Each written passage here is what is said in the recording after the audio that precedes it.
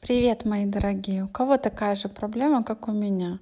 Кухня есть, а духовки нет, и очень хочется пиццу. Сегодня я вам покажу, как приготовить пиццу на сковороде. Для этого нам понадобится минимальное количество ингредиентов для теста. Это одно яйцо, 4 столовые ложки муки, сметана 2 столовые ложки и майонез 2 столовые ложки.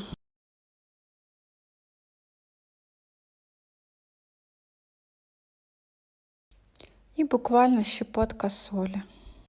Тщательно все перемешиваем ложкой до получения однородной массы. На сковороду добавляем растительное масло. Выкладываем наше тесто и равномерно распределяем его по сковороде.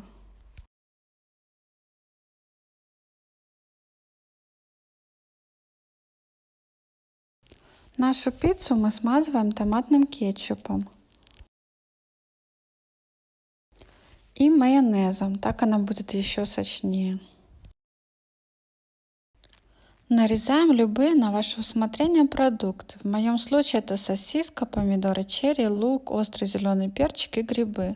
Также я добавляю свежесрезанные листья базилика и веточку розмарина. Все продукты равномерно выкладываем на пиццу и посыпаем сыром.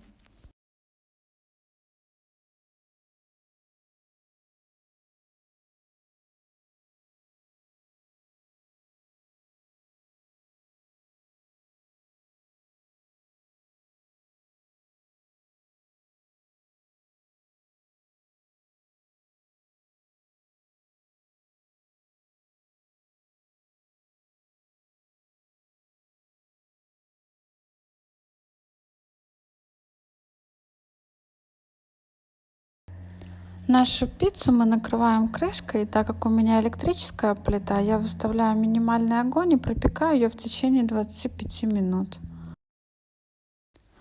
Пицца готова. У меня получилась очень сочная, а базилик и розмарин придают особый аромат этой пиццы.